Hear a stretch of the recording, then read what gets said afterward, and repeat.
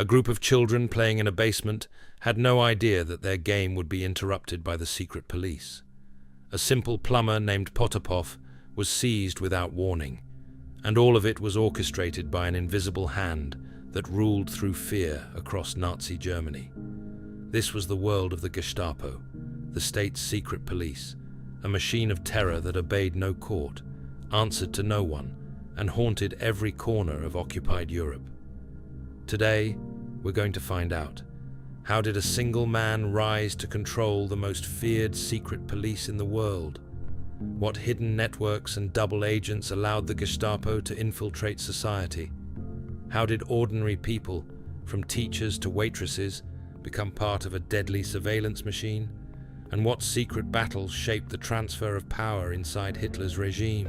The story starts long before the Gestapo became a household name of fear.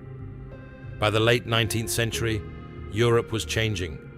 Literacy and political awareness were spreading. New parties and revolutionary ideas emerged, threatening kings, emperors, and the old order.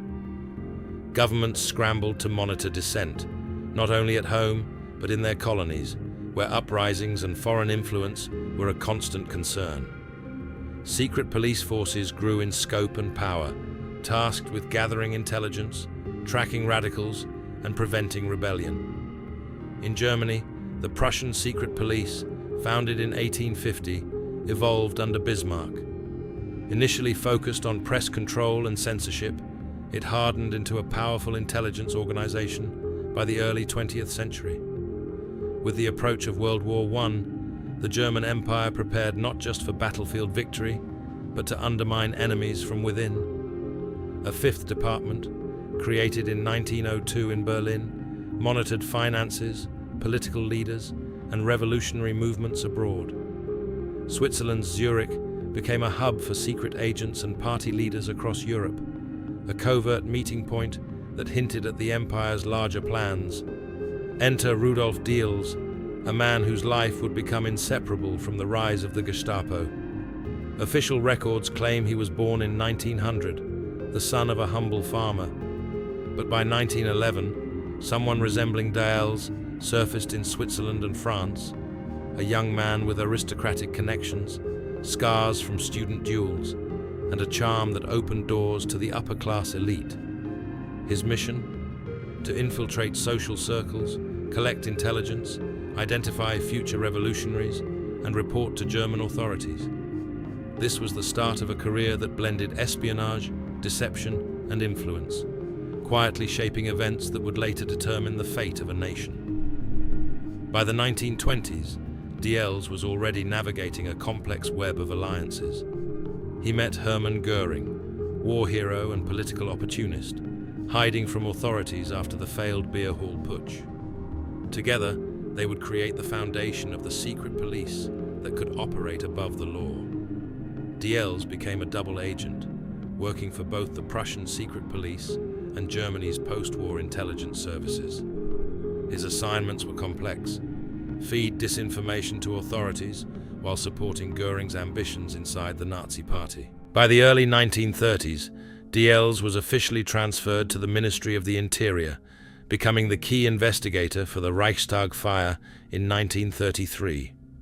Marinus van der Lubbe, a communist accused of arson, became the focal point in a larger power play. With Hitler in power, Göring took control of the Prussian Ministry of the Interior and placed Diels at the helm of the state police. By April 26, 1933, the Prussian secret police were reorganized into the Gestapo, the secret state police, with Diels running the operations that would terrorize Germany.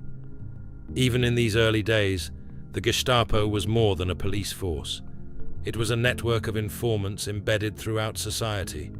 Teachers, shopkeepers, waitresses, and young women were recruited as agents, trained over months or years to report any sign of dissent.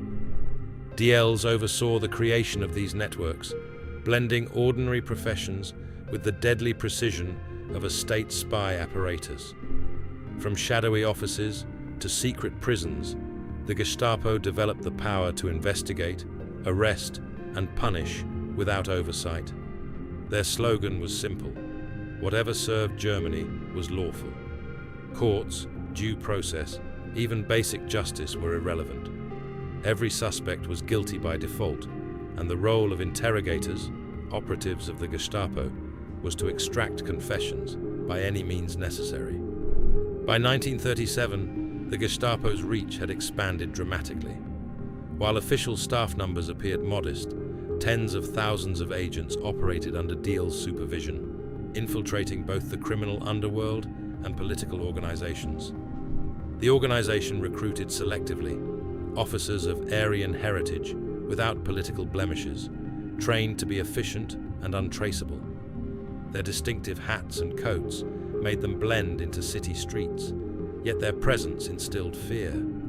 They drove ordinary vehicles disguised as taxis or delivery trucks, silently enforcing the will of the Reich.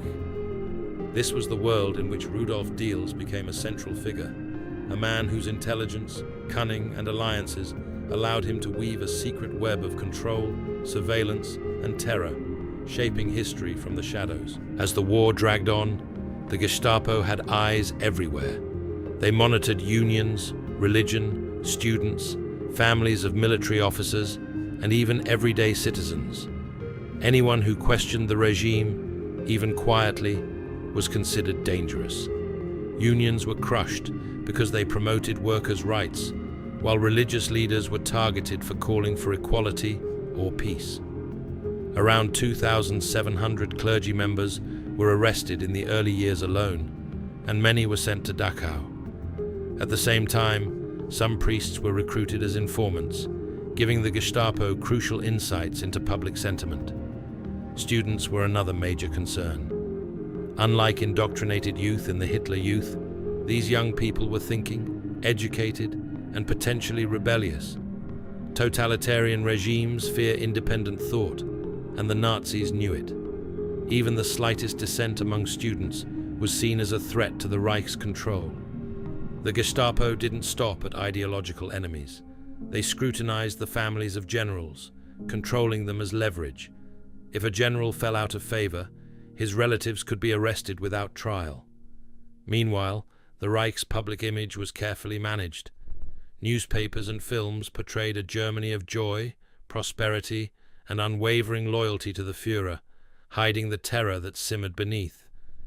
This terror became especially evident during the Night of Fear from 1937 to 1939, when thousands of people disappeared, victims of selective terror. But the Gestapo couldn't have imposed fear alone. Society helped feed it through denunciations. Nearly 80% of Gestapo cases came from tips by neighbors, housewives, and even schoolchildren. Half of these reports were motivated by personal grudges, yet each one reinforced the system of fear. Informants came in every form. Janitors reported unusual behavior, teachers observed parents' attitudes, and postal workers monitored correspondence. Radios were tightly controlled, with citizens punished for listening to foreign broadcasts. Every word spoken in public was carefully measured. A casual complaint about the weather could be twisted into treason. Behind this machinery of terror was Heinrich Müller, head of the Gestapo. Under his leadership, the organization expanded and refined its methods. By 1936, he had reorganized the Berlin headquarters into 6 departments, focusing on surveillance, corruption, military factories, and the suppression of resistance.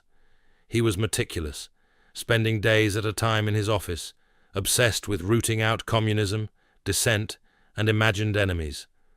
As the Gestapo extended into occupied Europe, Müller's reach became even more ruthless. In Poland, France, and beyond, he oversaw deportations, terror campaigns, and espionage networks. Thousands of informants reported on civilians, resistance fighters, and even the general population. In France alone, the Gestapo network included 40,000 agents, tracking partisans, British spies, and radio listeners alike. Provocations and planted evidence were common tactics, designed to intimidate and manipulate. Müller's methods grew ever more sinister as the war turned against Germany. Shortages, black markets, and unrest made controlling the population harder. The pirates of the Rhine looted food supplies, and deserters found hiding in their villages. Gestapo arrests surged, even targeting civilians who simply criticized the war or the regime. Fear reached its peak after the July 20th, 1944 assassination attempt on Hitler. In just days, 5,000 people were arrested, including a schoolgirl who drew a caricature of the Führer. By 1945, the Gestapo was frantically trying to maintain control. Rumors, surveillance, and intimidation filled every corner of Germany, but the Reich was collapsing. Citizens ignored propaganda, deserters evaded capture, and resistance movements attacked Gestapo offices. Müller's organization began destroying records, and by the time Allied forces entered Berlin, most agents had fled. The fate of Heinrich Müller remains one of history's great mysteries. Last seen in Hitler's bunker on May 1st, 1945, some accounts suggest he died in Berlin. Others claim he escaped to South America, returned to the Soviet Union, or was later spotted in Panama in 1967. Despite being one of the most powerful men in the Third Reich, he never faced justice, leaving his disappearance an unsolved enigma. After the war, both East and West Germany largely avoided investigating the Gestapo. Yet one fact remains clear: the Gestapo did not create society. It was society that shaped the Gestapo, feeding it fear, paranoia, and complicity. Live in the moment, subscribe, and I'll see you soon.